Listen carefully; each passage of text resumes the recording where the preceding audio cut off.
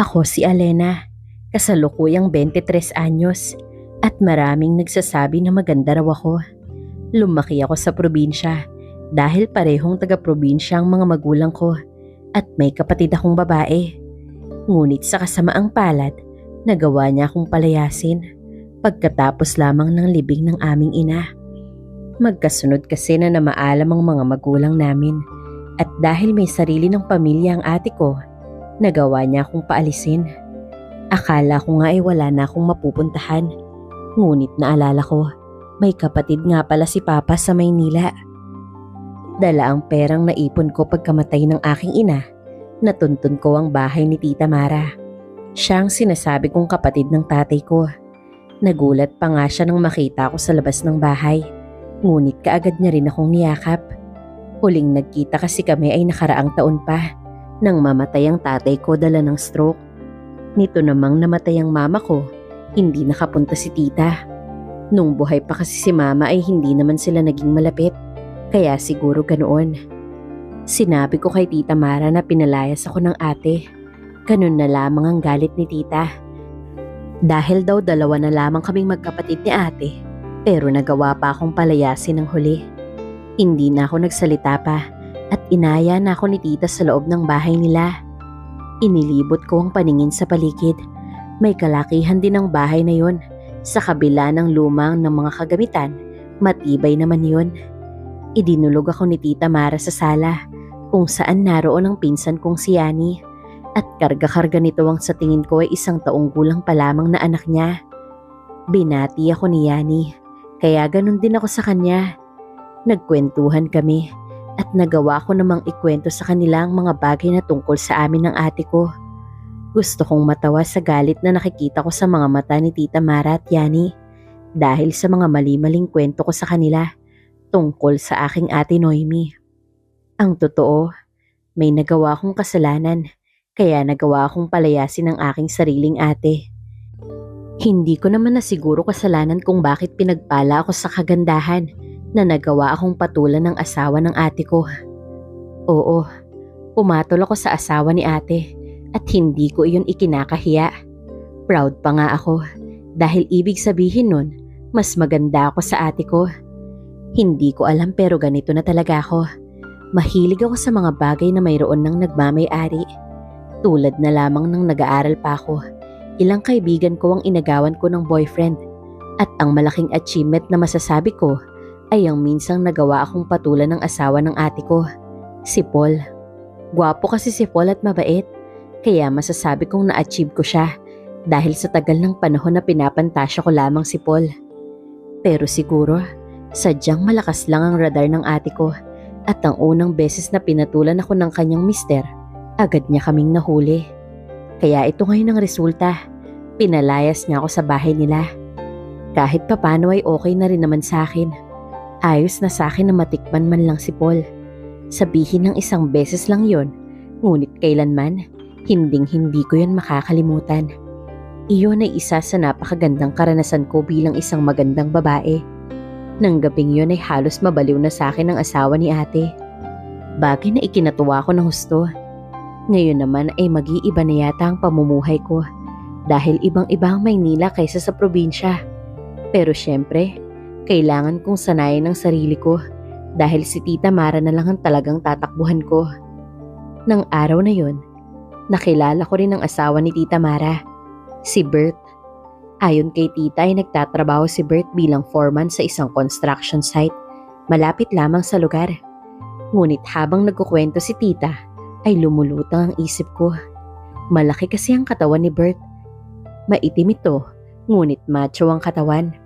May bigote rin at talagang hindi ko maintindihan kung bakit sa loob ko ay nagugustuhan ko ang ganong itsura ng asawa ni tita. Pinasadahan lamang ako ng tingin ni Bert. Ngumiti ito ng bahagya pagkuwan ay kumain na ng hapunan. Katatapos lamang kasi namin kumain nang dumating si Bert.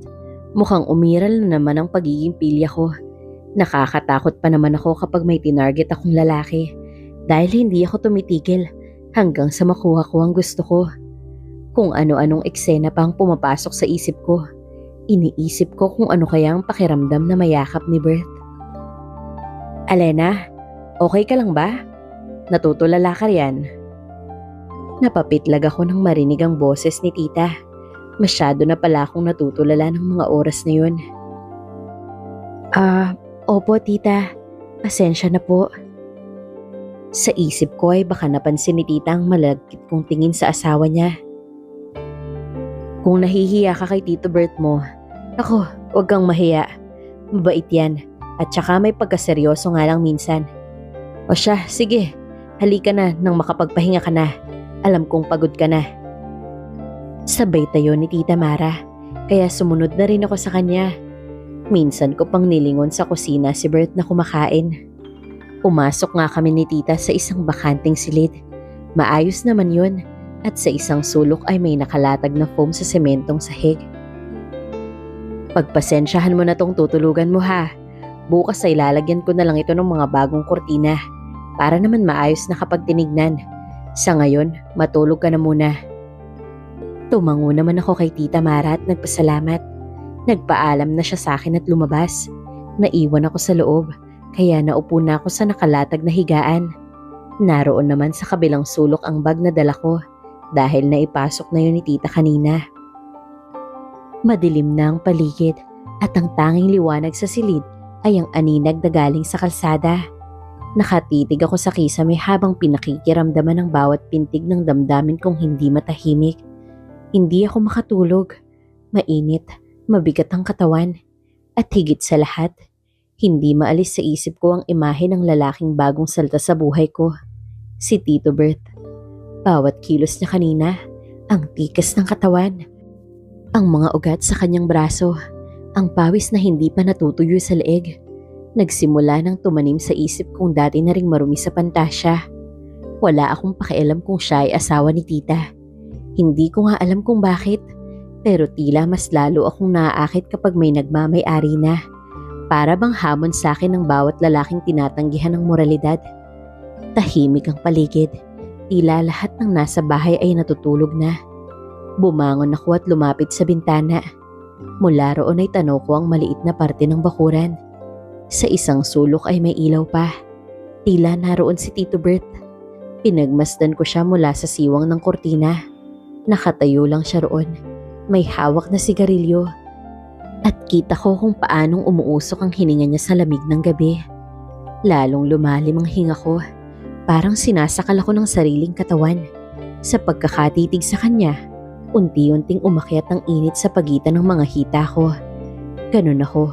Walang kahit anong kilos na inosente kapag nagdanais ako. Kahit ang pagkakatayo niya roon, payapa at walang malay sa mga tingin ko, ay para na ring imbitasyon sa isang bagay. Bagay na matagal ko nang ninanamnam sa imahinasyon. Dahan-dahan akong naupo sa gilid ng foam. Tinanggal ko ang manipis na sando na suot ko at isinunod ang panloob. Hubad na ako at pakiramdam ko mas lalong lumaya ang pagkatao ko. Hinaplos ko ang bagay na yon habang nakapikit at inaalala ang itsura ni Tito Bert. Ang kanyang maitim na balat, ang pagkakaroon niya ng maskuladong dibdib at ang tambok ng kanyang harap na bahagyang bumakat sa suot niyang maong kanina. Sa bawat hagod ng kamay ko, lalong naninikip ang dibdib ko. Napapaliyad ako, napapakigat sa labi, at sa bawat saglit ng pantasya, iniisip ko na siyang gumagawa nun sa akin. Siyang humihigop sa bawat parte. Walang salitang kailangan, walang kahit na anong pag-aalinlangan. Dahil ito ang gusto ko, maging bihag ng sarili kong init. Hindi ko na malayang nagtagal ako sa ganoong posisyon. Pagod na ang mga hita ko. Pawis na ang aking batok kahit pa malamig ang gabi. Ngunit hindi pa rin sapat. Hindi pa rin yun si Tito Bert. At gusto ko siya. Gusto ko siyang tunay. Hindi lang sa isipan. Kailangan ko siya ng totoo. Sa balat, sa laman, at sa lakas. Lumabas ako ng kwarto nang walang suot kundi ang kumot. Mahinahon ang bawat hakbang ko sa madilim na pasilyo ng bahay. Hindi ako natatakot. Sanay akong sumalakay sa dilim. Lalo na kapag may nais akong makuha. Pumunta ako sa banyo at siniguradong sarado ang pinto ng kwarto ni na tita. Walang tunog mula roon. Tila mahimbing na ang lahat. Isa pa lamang ang pinuntirya kong lakad. Ang maliit na kwarto sa likod ng bahay kung saan madalas nagpapahinga si Tito Bert tuwing gabi. Bumalik ako sa silid. Hindi pa panahon. Hindi pa ako dapat gumawa ng hakbang. Kailangan muna niyang mapansin. Kailangan niyang tumingin. Kailangan niyang makaramdam. At alam kong kaya kong gawin yun. Sa simpleng ikot ng bewang, sa dulas ng balat ko tuwing lalakad akong walang bra, sa pagsadyang yuyo ko sa harapan niya para may masilip. Kinabukasan, agad kong sinimulan ang laro. Nagkusang maglinis ng bahay. Naglakad-lakad na tila walang pakialam kahit medyo basa pa ang suot na sando. Hindi ko na kailangang ipakita ang lahat. Ganun ang hilig ko. Para bang bagyo na dahan-dahan na dumarating. Pero pag sumargo'y wala nang makakapikil. Dumaan si Tito Bert mula sa kusina. Naka-short lang ito at walang pang itaas. Pawisan at amoy araw. Amoy lalaking lalaki. Sa bawat hakbang niya ay sinasabayan ko ng tingin. Hindi lantaran kundi patagilid. Sapat lang para maisip niyang hindi ako inosente sa presensya niya.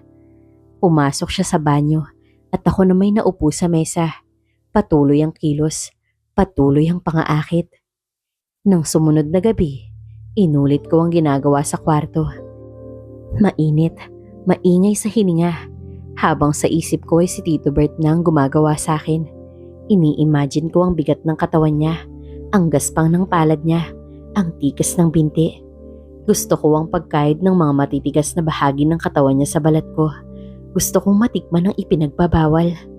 Hanggang sa isang gabi, hindi ko na nakayanan. Sa gitna ng paghapong may ginagawa siya sa garahe, sinadya kong lumapit. Naka-spaghetti strap lang ako at walang panloob. Ang short kong suot ay manipis. May dala akong baso ng malamig na tubig. Inabot ko yun sa kanya habang bahagyang nakayuko. Walang sinabi. Pero alam ko, nakita niya. Ramdam ko ang mata niyang dumako sa bandang yon. Ramdam ko ang biglaang paglihis ng tingin. At mula roon, alam kong nagsimula na rin siyang matikman ako sa isip niya. Kinagabihan ay umuulan. Malamig. Tahimik ang buong bahay. Nakatulog na si Tita at si Yani. Ngunit ako gising. Naglalagablab sa kama. Basang-basa. Hindi dahil sa ulan, kundi sa paghintay. Ilang saglit pa'y may narinig akong yabag sa labas ng silid. Bumilis ang tibok ng puso ko. Bumukas ang pinto ng marahan. Sa anino ng dilim, nakita ko ang katawan ni Tito Bert. Basang-basa ng ulan. At ang tingin niya sa akin, hindi na tinging ama o asawa, kundi hayop na nagugutom. Hindi ko kailangan magsalita. Hindi niya kailangan ng pahintulot dahil ang katawan naming parehong basang-basa, nagsalita na. Lumapit siya, mabigat at mainit. Bawat dampi ng palad niya sa balat ko ay parang apoy na dumidila sa kasala ng kusa kong inalok. Sinakop niya ako, inangkin na walang pagtutol, walang pag-ibig, puro init at puro laman. Ilang beses akong napaliyad, ilang beses niyang piniga ang kaluluwa ko, gamit ang bawat salpukan ng katawan naming nagwawala. Hindi ito yakap ng pagmamahal, hindi halik ng pagsuyo, kundi panggigigil na hindi mapigilan. Pagkahayok na matagal nang ikinulong sa mga mata pa lamang. Tumagal yun, halos masiraan kami ng bait, hanggang sa wakas, pareho kaming napadapat sa pagod at pawis. Walang salita at tinginan. Tumayo siya at lumabas. At ako, naiwan sa gitna ng malamig na silid, nakangiti. Dahil sa wakas, nakuha ko rin ang gusto ko. Ang sumunod na umaga ay payapa. Ang sikat ng araw ay banayad. Halos parang ayaw pa nitong manggising. Mula sa bintana ng kwarto ko, tanaw ko si Tita Mara sa maliit na likod bahay. Nakasuot siya ng maluwang na duster at abala sa pagkalkal ng lupa sa ilalim ng kanyang mga paso. Mukhang masaya siyang nakatuon sa pagtatanim ng mga bagong bulaklak. Ako naman ay tahimik lamang sa loob ng bahay. Nakasuot ng manipis na short at suot ang lumang sando na halatang ilang ulit ng nalabhan at lumuwag. Hindi ako nagsuot ng panloob. Ginusto ko yun, hindi dahil sa kaginhawaan lang, kundi dahil may ibang layunin. Mula sa kusina ay naaamoy ko ang niluluto ni Tita. Ginisang munggo. Pero wala siya sa loob. Iniiwan niya kasi ang niluluto kapag panandali ang pumupunta sa garden para diligan ng mga halaman. Alam kong iyon ang pagkakataon ko. Hindi ko pinapansin si Yani na abala sa kwarto. Nagpapainom ng gatas ng kanyang anak. Walang ibang tao sa kusina kundi ako. At wala rin sa paligid si Tito Bert. Naakala ko lang pala. Naglakad ako sa tiles ng kusina nang walang ingay. Sadyang malambot ang paa ko kapag may masama akong binabalak. Binuksan ko ang ref at kunwaring naghahanap ng malamig na tubig. Pero ang totoo, sinasadya akong yumuko sa harap ng maliit na mesa ng kusina. Ang bandang likuran ko ay bahagyang nakalitaw sa laylayan ng short.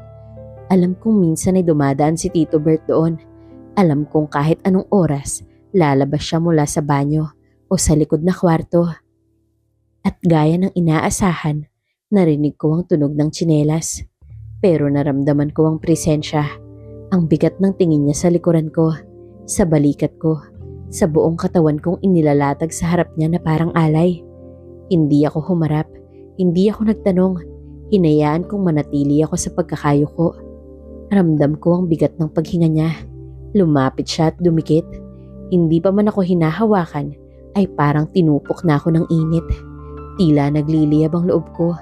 Ang sumunod ay mabilis, parang bangungot na nakakapaso. Pero totoo. Ang palad niyang malalaki ay dumapo sa bewang ko. Matigas at mainit, walang alinlangan. Parang batid niya na ang gusto ko. Hinapit niya ako palapit at agad ko ring naramdaman ang matigas niyang pagnanasa sa bandang likuran ko. Hindi na ako huminga. Hindi ako tumutol. Sinalubong ko ang bawat dikit ng katawan niya ng marahang paglihad. Ang pagkikiskisa naming dalawa sa loob ng maliit na kusina ay walang kasamang salita. Lahat ng damdamin ay isinalin sa bigat ng hawakan, sa bilis ng galaw, sa ingay ng hangin sa pagitan naming halos hindi na makahinga. Inawi niya ang sando ko mula sa likod at sinapo ang balat na matagal niya nang tinititigan. Mainit ang palad niya, parang apoy na dumadapo sa yelo. Habang ang isang kamay ko naman ay nakakapit sa gilid ng mesa. Hindi ako makakilos ng maayos, pero ayaw ko rin namang humiwalay. Ang sarap ng kiliting dulot ng lihim, lalo't nasa likod bahay lang si tita. Ilang hakbang lang mula sa pintuan. Sa bawat segundo, ang bawat galaw ni tito ay mas lalo pang lumalalim, mas nagiging mabigat, parang hayop na gutom na gutom. Ang hininga niyang malakas ay halos tumama sa batok ko.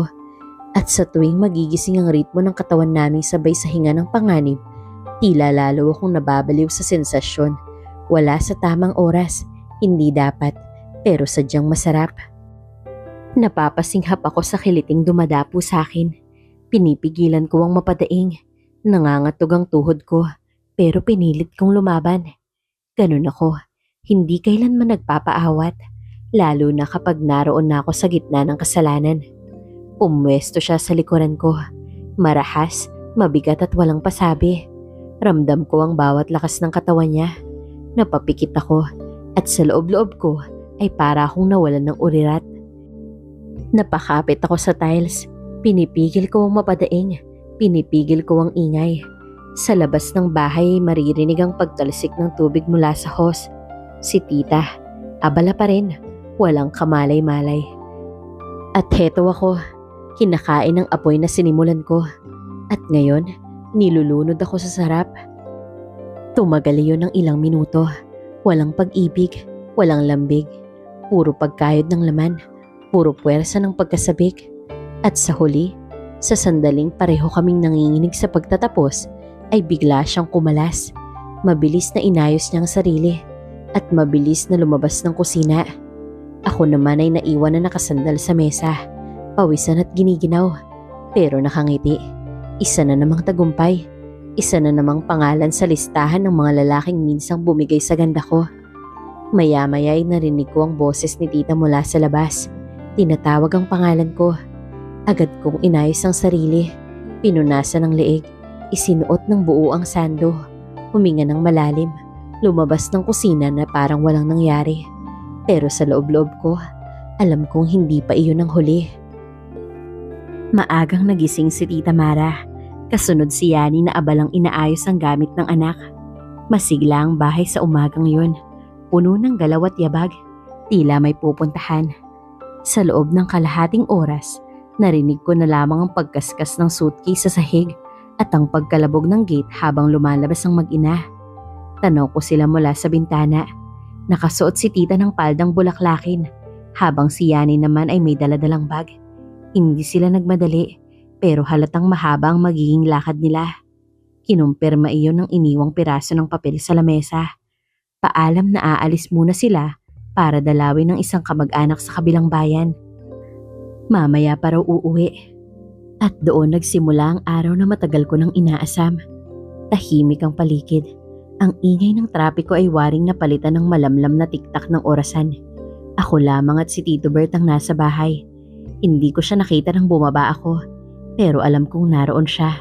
Siguro ay nasa banyo, o marahil ay nasa likod, nag-aayos ng mga gamit. Anumang sandali ay lalabas siya.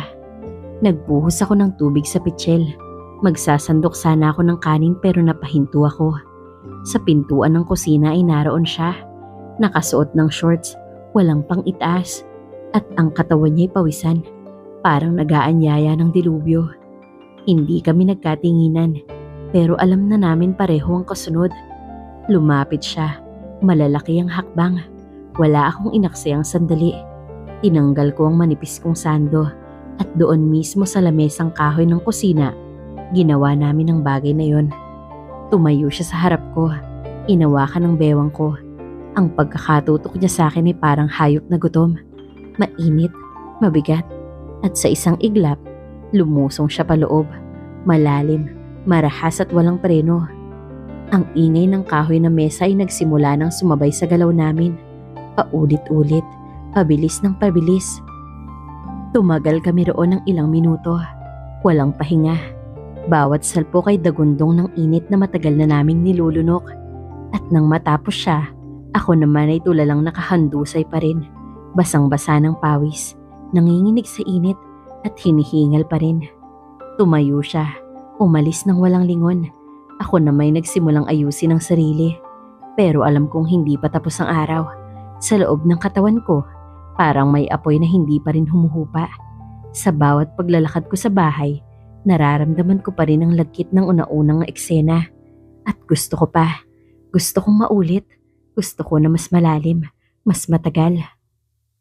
Tanghali at mainit sa labas. Walang hangin. Ang buong bahay ay tila naging hawla ng mga lihim. Nakaupo ako sa sofa. Nakabukas ang TV ngunit walang tunog. Nakasando akong puti. Walang bra. At shorts na hindi na kailangan takpan pa. Tila sinasadya kong ihain ang sarili sa posibilidad. Maya-maya ay lumabas si Tito mula sa likod. Galing yata sa labas ng bahay. Pawisan na naman. Basa ng araw ang katawan.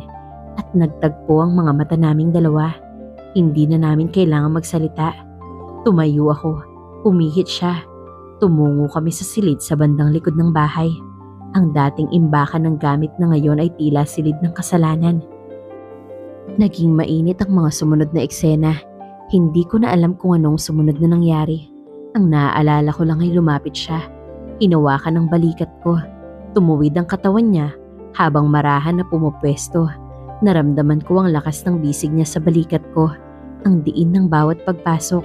Ang daing na hindi makawala sa bibig ko. Walang ingay kundi ang kaluskos ng kutsyon. Ramdam ko ang bigat niya. Ramdam ko ang pagkakakapit ng mga kamay niya. Waring ayaw akong pakawalan. At sa tuwing lalalim ang bawat galaw niya, ang mga mata ko ay napapapikit. Tumagal kami ng higit pa sa una. Bawat segundo ay tila sinasambit na wala nang makakahadlang sa amin. Nang matapos siya, inayaan niyang bumagsak ako. Ilang minuto kaming nakahiga. Pawisan, wala ni isang salita. Pagkatapos ay tumayo siya at lumabas ng silid. Ako, naiwan ulit. Hapon na, malapit nang mag-alas 5. Alam kong malapit nang bumalik si tita. Ngunit kahit pa ganoon, hindi pa rin tapos ang araw. Parang may itinatagong sigla sa pagitan naming dalawa. Sa bawat tagpo ng mata, may panibagong apoy na sinisindihan. Nasa banyo ako at naguhugas ng katawan. Nakatalikod ako sa dutya nang bumukas ang pinto. Hindi ko na kailangang lingunin. Hindi na ako makagalaw. Ang likod ko ay nakadikit sa pader. Ang buhos ng tubig mula sa dutya ay mistulang musika sa paulit-ulit na salpukan. Mahigpit ang yakap niya. Mabigat ang galaw, hindi nagmamadali, pero malalim. Parang nilalasap niya ang bawat segundong bawal. Dumulas ang tubig sa balat naming magkasugpong.